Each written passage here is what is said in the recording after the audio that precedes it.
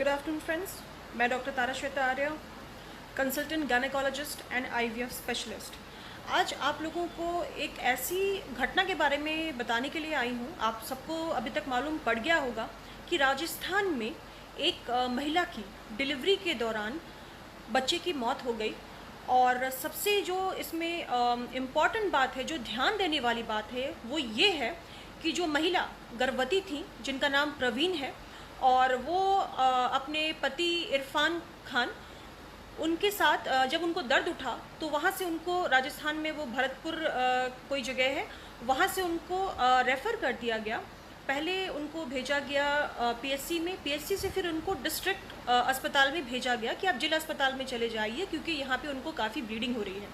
तो उनको जब जिला अस्पताल लेकर के गए तो वहाँ पे जो डॉक्टर हैं थी ऑन ड्यूटी, जिनका नाम मुनीत वालिया है, उन्होंने उनसे पूछा कि आपका नाम क्या है। सारी चीज़ें पूछने के बाद तो फिर उन्होंने बोला कि मेरा नाम इरफान है, जो गर्भवती महिला थी उनके हस्बैंड। उसके बाद उन्होंने बोला कि आप मुस्लिम हैं, तो उन्होंने कहा जी। तो बोला कि अब तो आपका इलाज यहाँ पर नहीं हो सकता है, और उन्होंने अपनी जूनियर डॉक्टर जो ड्यूटी पे होंगे उनको ये बताया कि इनका रेफरल कार्ड बना दीजिए और इनको यहाँ से रेफ़र कर दीजिए।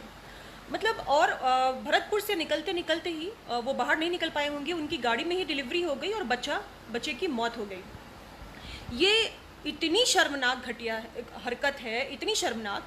मैं सबसे पहले उन डॉक्टर से ये पूछना चाहती हूँ कि जिस वक्त आप ओथ लेते हैं अपनी डॉक्टरी कंप्लीट करने के बाद, when you take this oath कि मैं बिना किसी रिलीजन और इसके कास्टिज़म या किसी भी तरह के इस पर बायस ना होके मैं सीधा अपना जो काम है वो पूर्ण रूप से, वो पूरे दिल से और पूरे मन से, हर एक मरीज़ मेरे लिए उतना ही इम्पॉर्टेंट होगा जितना कि कोई वीआईपी का मरीज़ हो, और ना ही इसका किसी रिलीजन से कोई मतलब होगा।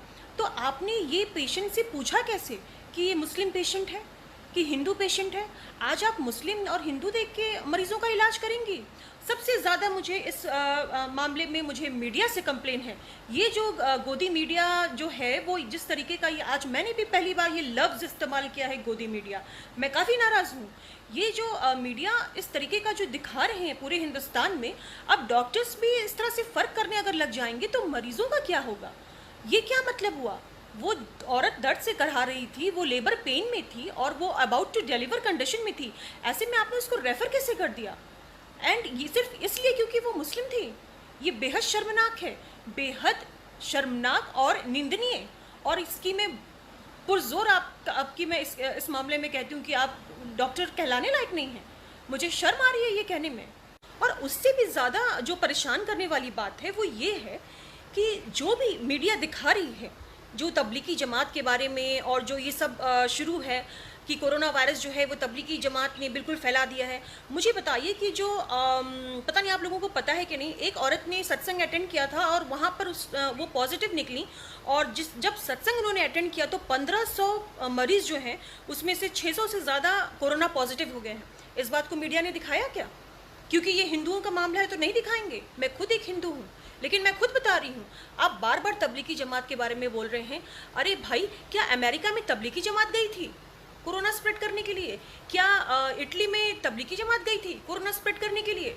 ये क्या तरीका है? अगर कुछ लोग गलत कर रहे हैं तो इसका आप सारा जो ढिकरा है वो सारे कौम पर नहीं फोड़ सकते, ठीक है? और एक बात बताती हूँ कि अभी रामनवमी अभी हाल में ही बीती है। लॉकडाउन था, लेकिन फिर भी रथ यात्रा निकाली गई महाराष्ट्र में। किसके कहने पर? गवर्नमेंट के नाक के नीचे। और क्यों? और आपको पता है उसके बाद महाराष्ट्र में कितने पॉजिटिव केसेस आ गए हैं?